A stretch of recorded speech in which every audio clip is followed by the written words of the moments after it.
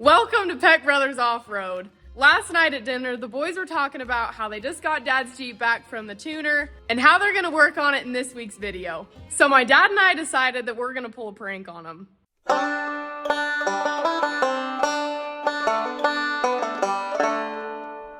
I just got off the phone with my dad. The boys are running an errand right now, and he said to go unplug a spark plug from his Jeep. So I don't even really know what I'm doing here. I'm somewhat familiar with the motor, but we're just gonna hope that what I do isn't completely detrimental to Dad's Jeep. I think these are the spark plugs. We'll see how this goes. Gosh. I think we got it.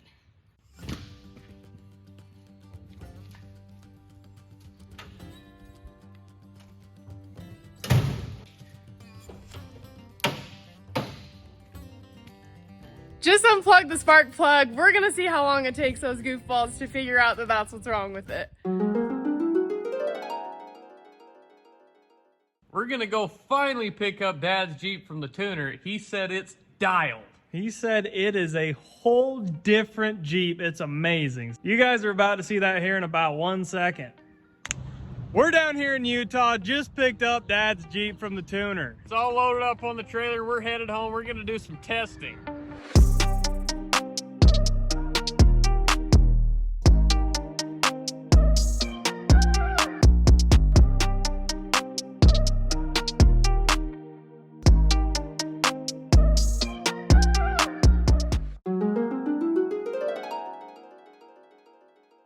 Since we've got nothing better to do.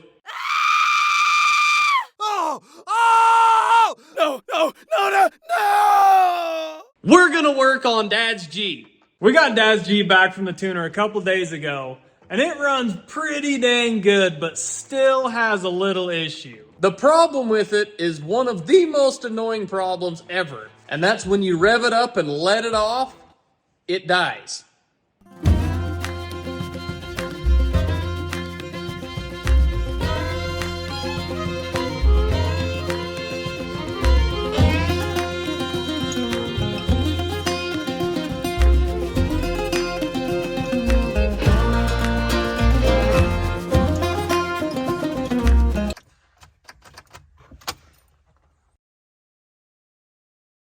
Is there a battery in here? What? There's no lights on the dash. I swear Dad just put a new battery in here. If it killed that new battery already, I'm gonna die. It's been sitting for like a day or two.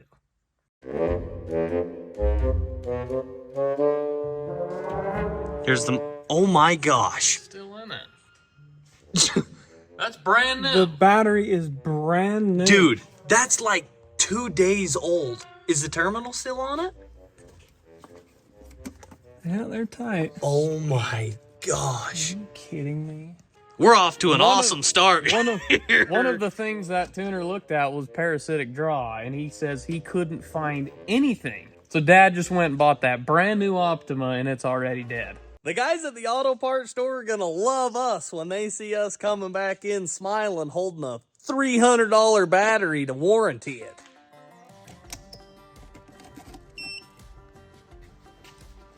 Ready, Brad? Come on. Ooh. Yeah, that's not good. That didn't sound good. Battery pack is low. I'm pretty sure What happened to the extension cord? that ain't the extension cord. That's an air chuck. I'm gonna thump you. Well, it looks like we've got to pull a truck over here and jumpstart this flipping Jeep. Brady is not happy. Brady hates He's about ready to lose it. Well, looks like so far your truck hasn't sold. Well, it's been on for about a week. Had about 15 scam texts and 3 guys wasting my time, but it's still here and I'm still broke. You hooked them up right? I hope so. Okay. Did Dad hook him up right? We're on there, like a man. Good heck, I've never had that happen. Here goes round 2.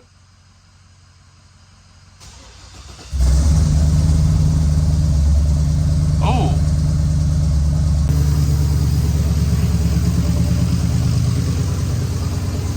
That ain't running good.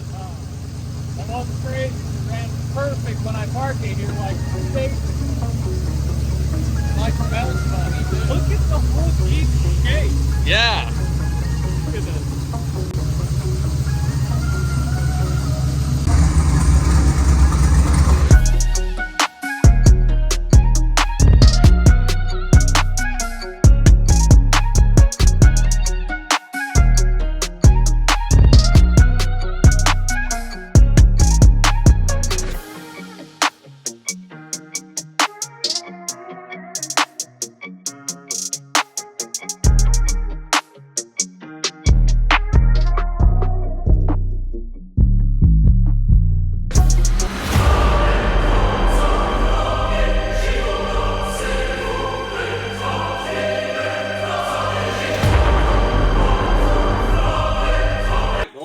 Oil's good. Yeah, this one was too. We brought this Jeep down to the engine tuner to put a custom tune on it because it has a bigger cam and a bunch of different things. When we got it back a couple days ago, it was running perfect. Besides, when you rev it up and let off the gas, it would die.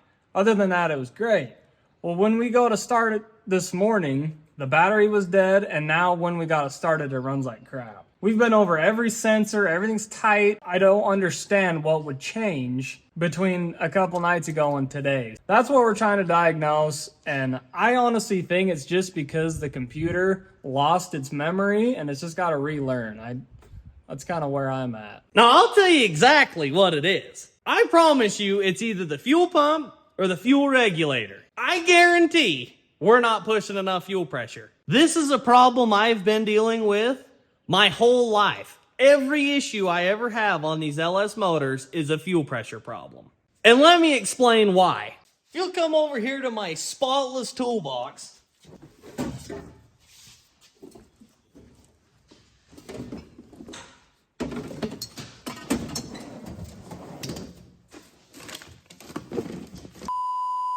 I don't know why I didn't have one. I normally have about 15 because I go through them like candy. What I'm talking about is a Corvette regulator. The way that these things work is your fuel from your pump comes in, the regulator works some sort of magic, I don't know how it does it, but it sends 58 PSI to your motor and then sends the rest back to your fuel cell. The problem is they don't actually do that. They do that for about a week, and then your fuel comes in. Who knows what gets sent to your motor, and then it just sends what it doesn't send to your motor back to the tank. I've had low fuel pressure, high fuel pressure, changing fuel pressure. If you want your Jeep to run like crap, use a Corvette regulator. The other problem with Dad's Jeep is he's running an inline fuel pump like this one. From day one, that's what we've been running, and we have had horrible luck with them. The problem is with these inline fuel pumps is they're mounted somewhere on your frame rail or on your body,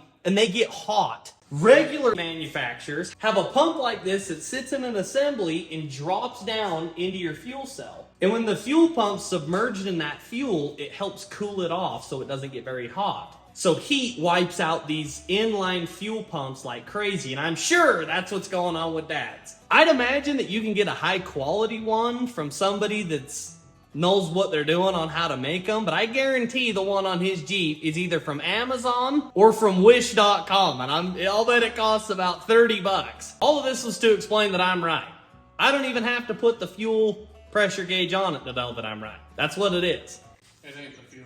We're gonna go get a fancy OBD2 reader. Okay. And we're gonna see what the computer has to say. Hold on. I say That's we cheating. prove Caleb wrong first. Let's prove Caleb wrong. I'm fine with that. Let's prove Caleb wrong. The only problem is we don't have a fuel pressure gauge. You got one? I don't have one. Why? I'm pretty sure the one on Dad's Jeep that's on the fuel rail is broke. Yeah, you're the fuel guy. You probably should get one if that's all. No, you do. the one on my Jeep is accurate. I don't even have to look at it. I don't even have, it's second my Jeep starts running like crap, I don't even look at the fuel pressure gauge. I just fix something on the fuel system because that's always what's wrong. I got it, James. You got what? Might need to say that again for the ladies and gentlemen back home. One more time. Home is where you make it. Home, where you make it. I got a fuel pressure gauge. Here's my new fuel gauge. Haven't even used it yet. So how do you know it's good? I don't know. I don't. Well, that's not It's good. a really cheap one, too. Is it at I don't even 0? want to talk to you about it. Is it at 0 right now? Yeah. Oh, good. See, it's a good old Pittsburgh brand. Don't buy that brand. They probably don't work. What we're hoping for here is we're going to plug this into the Schrader valve, and that is on our fuel rail right here. We're going to plug this in, and we hope that when we turn the key on the pump cycles, we're going to see this thing go up to somewhere around 59 to 60 PSI, and it should stay there when you give it the gas or when you let off. It should always stay at that pressure. And Caleb thinks it's going to be at 10. It's going to be... What you guess? I'm going to guess it's going to be at 26. We're ready. What's that? Oh, went to 50. Go Now it's back. back down to 40. Turn the key off, turn it back on. But it's supposed to be at around 60. Hit it again. It only gets to 50. So we don't have enough fuel pressure. I'm right pretty much every single time. So I shouldn't be that stoked about this, but I was right. If you got that right, that means you fix it. No, I'm not doing nothing. I'm gonna sit and watch Brady and Alex fix it. All right, these guys are determined to prove me wrong, so they think starting it's gonna change something. So Alex is gonna start it up. Right at 50. Give it just a little bit of gas. To be.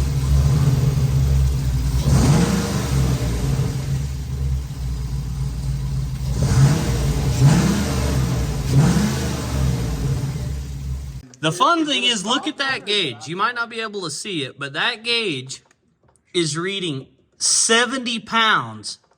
But this one here is only reading 45. So you guys tell us which one's right. Maybe we just Average. average it. Just put it right in the middle. Average it, it's right. Oh, yeah.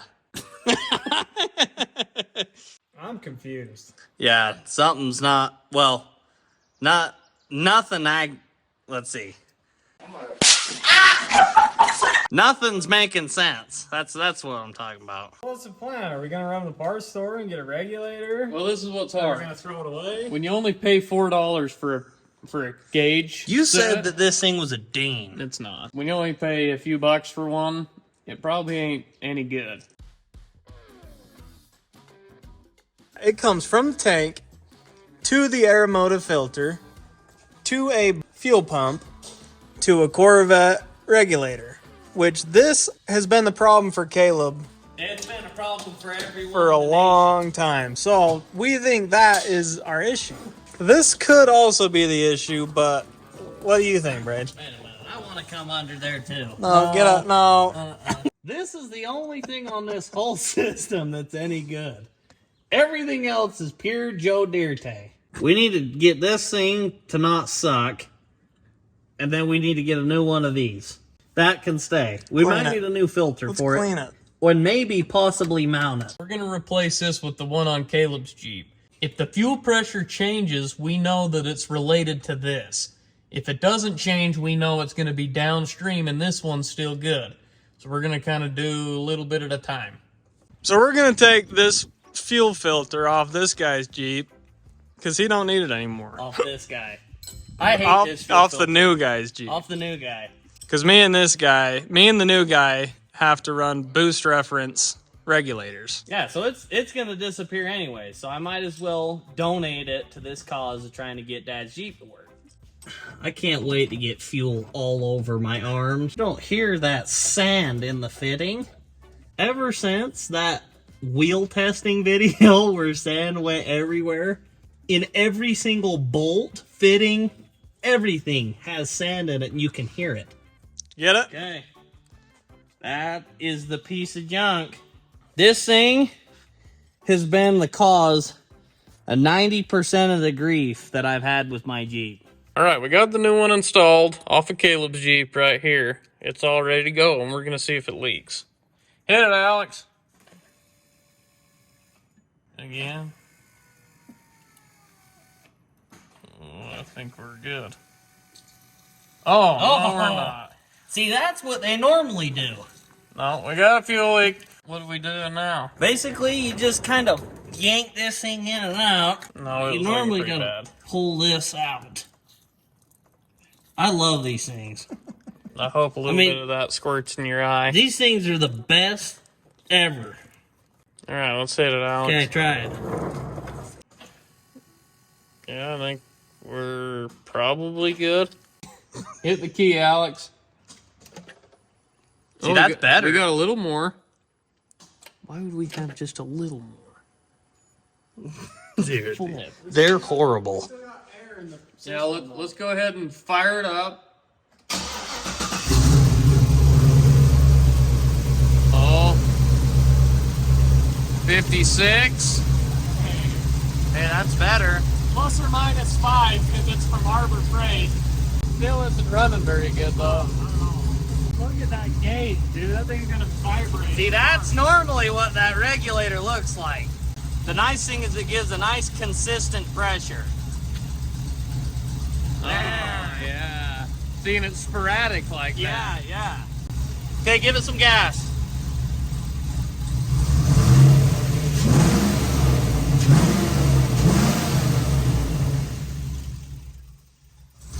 Ooh. Hey, it caught. I might have fixed something. Floor it and let it go.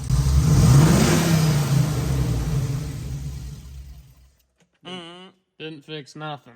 A few moments later. I've got a full fuel system from Snake Eater Performance for my Jeep, but I haven't put any of it on yet. Brady said I have no choice. I've got to give Dad my regulator. So I haven't even opened up this box yet. These are the injectors. Look how sick this is. Look at that. It's like magnetic. It's freaking sweet. Full set of brand new Snake Eater injectors. They say Snake They say Snake Eater on them, yeah. How sick is that? That is cool. All of the data for them right here. So yeah, the brand new set of injectors. Brand new Fuel Labs regulator and pump. All from Snake Eater Performance. Look at that ding. Look at this. The Dutchman's treasure! Wow! So we're gonna rig this Dean up on Dad's Jeep. We know this one's gonna work for sure. Brady pulled the fuel filter off to see what it looked like. It's one of those cartridge style, and this is what he found. You can tell that in those fins, there's some pieces of black crap in there. That black crap in there is actually this foam junk that was in Dad's fuel cell that helps the fuel not wash back and forth. So Alex is back here trying to get that fuel out of the fuel cell so we can reverse used our Terra pump. get out of here. Put this down in the fuel tank and siphoned it out into this. Works Wow. like steam. So now we're just gonna wipe up the bottom, all the pieces of foam that are there. So it's a clean tank. It's not gonna pump more crap into all the new stuff. Brady also told me that I was gonna donate my Fuel Labs regulator and my new Snake Eater Performance fuel filter so we can just get Dad's Jeep working like a freaking Dean.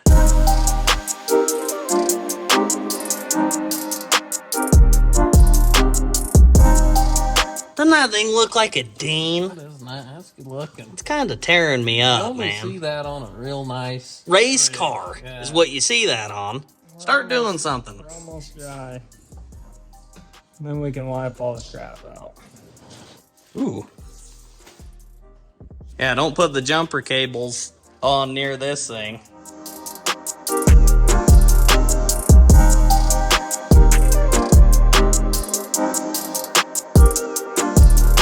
Well, I accidentally threw away the filter in the garbage before I could show you how much crap we caught in it, but there was a ton of that foam particle junk. Time to put the fuel back in the tank. Terra pump's doing the job. Watch how cool this is.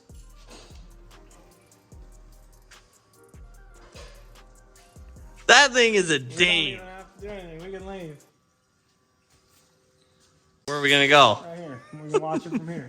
I mean, that's just cool. Technology. Pure technology over here. Are we winning? Under there? Getting real tired. I was tired when I woke up. Are we winning? Well, self-tappers are fighting me. Self-tappers? Yep. sake of it. I'm gonna feel pretty good if this works. I gotta show you guys this filter system from Snake Eater. It has this valve on it because it's a cartridge style, and you can shut off all of the fuel so it won't leak out of your tank while you unscrew this and put a new cartridge in here and screw it back on when you want to replace the filter. We've got our filter here, goes in through our pump. This is the same pump that was in it. And then we've got our new Fuel Labs regulator right here with the gauge. So now what we've got to do is get all of this primed with fuel and then set this regulator right at 58. We're going to set it at 58 or 60? 59. 59, split it. We're going to set this thing at 59, and that is going to help big time. All right, we got fuel. I don't know yet. I'm saying, do we have fuel in the tank? Yeah. Everything's tight. 8 gallons. Battery's back on. Clean tank. No more foam in there. So all we've got to do is prime this thing now. There she's going. We're building pressure. Yeah. 59.60. Here's the moment of truth. Braid just gave us a go-ahead. We're going to see if this fixed it. Here we go. Cross your fingers, Braid. Cross your fingers over there.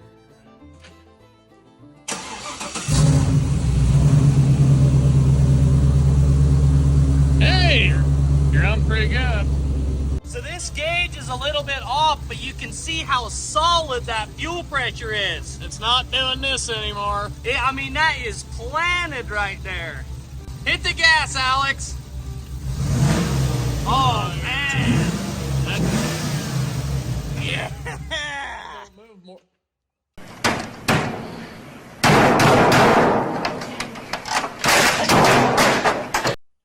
I've had it. We're going to see how much PSI I can push with my mouth. You're almost to 20. Almost to 20. Wow, that's impressive. Holy. Jeez. Wow. It's I might impressive. pass out. So Google's telling us the average person can blow about 1 to 2 psi. 1 to 2, and I almost pushed 20. Doing 20 times that. I'm just kidding. Dad's gauge is stuck at like almost 20. Wow, This that's a was good the one on the gauge. fuel rails. I put a brand new gauge on there that's a freaking Dean that I had sitting in my toolbox. We're chugging this piece of junk in the garbage. Dad just rolled up. Hey, we got to show you something. All right, let's check it out. What do you think? That's better than a diamond ring right there. It is. That's a Dean. Beautiful. That's a Fuel Labs regulator right there. That's good junk is what you're saying? Oh, man. That's the best. Check this out. Wow. New Snake Eater Performance fuel filter with the valve that shuts it off so you can put in the new cartridge. Pure Dean. This is way better than anything I deserve. Well, did it fix it? No. The cool thing is now, though, is we've got a good starting point. We know for sure we're getting the perfect amount of fuel pressure. That is where you've got to start with this sort of tuning issue. Remember that miss it was having? One of the spark plugs just came undone and was just dangling there. Don't ask me how on earth that happens. But we just plugged it back in, and I'm pretty sure that's going to help the miss. All right, let's see if this thing dies when you give it the gas. We're gonna go a little bit at a time. That's good. Catch is there. And that's good. Oh, dang, God. All right, give it the full onion.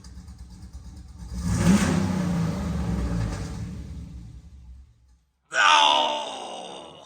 It's literally like 7/8 is fine, but full ain't. That's weird. So after we brought it back and we were having problems with it, I called our tuner and I said, hey, all of a sudden out of nowhere, it started doing this when you'd hit the throttle, let off, and it would die. Well, he told me that we needed to look at the fuel pressure because it was all over the place when he was trying to tune it. So he calculated in for a little bit too much fuel pressure, but he said that we needed to get that fixed. So after fixing that, there's one more thing that he told us that we could try and do. He said to unplug the mass airflow sensor, which will force the computer into running at speed density. Basically, speed density is another set of calibrations that the computer has as a backup while it's not running off the mass airflow. It basically just forces it into running on some different parameters to see if that will help, or just to see if those parameters are even close to what they need to be. So we're gonna unplug the mass airflow and try it again. Here's our mass airflow. We're gonna unplug this thing. Leave that just hanging there. Alex, hey, let's fire this thing back up. See if it helped. Oh, looks like Braid's actually already in here. All right, Braid, hit it. Let's see what she does. Okay, here we go.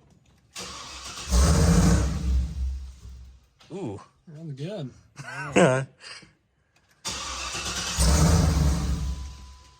All right, I don't think it likes speed density. All right, well, I guess we're plugging this thing back in.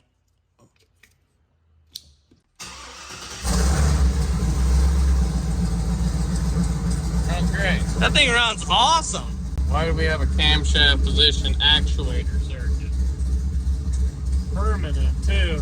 Wow, both of those are permanent. The misfire. Misfire. But intake That was probably the camshaft. spark plug. So we just reset the long-term fuel trends in the tuning because we think that they could have possibly kept that data with the bad fuel pressure. So we reset them, but now we've got to go take it for a drive so it can relearn everything. We're going to go put some fuel in it. After that, we're going to call Matt and ask him what we need to do next to get this thing to run perfect.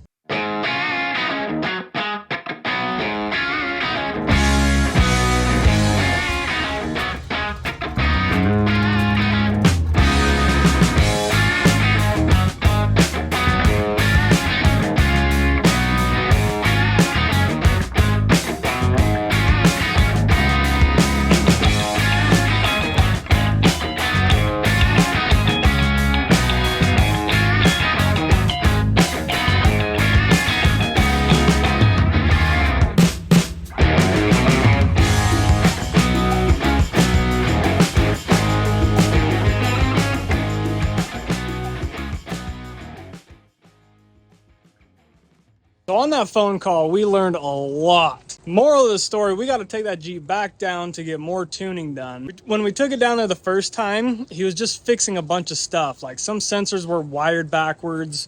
A lot of things just needed to be looked at that we couldn't do. So we're going to bring it back down to him. He's going to fix all the calibrations, tune it to where it needs to be, and it's going to fix it, hopefully. Thank you for watching, and we will see you guys next week.